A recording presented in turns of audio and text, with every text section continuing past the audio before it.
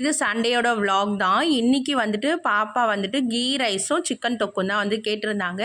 ஒரு 12 போல் தான் கடைக்கு போயிட்டு வெஜிடபிள்ஸு கறி இதெல்லாமே வாங்கிட்டு வந்திருந்தோம். இன்றைக்கி லன்ச் வந்து 2 லன்ச் ஆகிடுச்சு. ஏன்னா நான் நான்வெஜ் சாப்பிட மாட்டேன் அப்படிங்கிறதுனால. ஸோ அவங்களுக்காக தனியாக சிக்கன் கிரேவியும் அதுக்கப்புறம் எனக்கு தனியாக பன்னீரும் பண்ணுற மாதிரி இருந்தது. இவங்க தான் நம்ம கிச்சனோட மாஸ்டர் செஃப்பு. எப்போ நான் கிச்சனுக்குள்ளே வந்தாலும் என் பக்கத்தில் வந்து நின்றுட்டு இந்த மெட்ராஸ் சமையல் அக்கா பேசிக்கிட்டே சமைப்பாங்க பார்த்தீங்களா, அதே மாதிரியே சமைக்கிறது தான் வேலை. நான் வந்து கீ ரைஸ் தான் வந்து பண்ணிக்கிட்டேன். கீ ரைஸ் பண்ணிவிட்டு அவங்களுக்கு சிக்கன் குழம்பு கொடுத்துட்டேன். நம்ம வந்து பன்னீர் வச்சு சாப்பிட்டுக்கலாம் அப்படின்னு சொல்லிட்டு. இல்லைனா நமக்கு தனியாக சமைக்கணும். இவர் நம்ம கிச்சனோட குவாலிட்டி செக்கர். எப்போ இருந்தாலும் உப்பு காரெல்லாம் டேஸ்ட் பார்த்து சொல்லிடுவார்.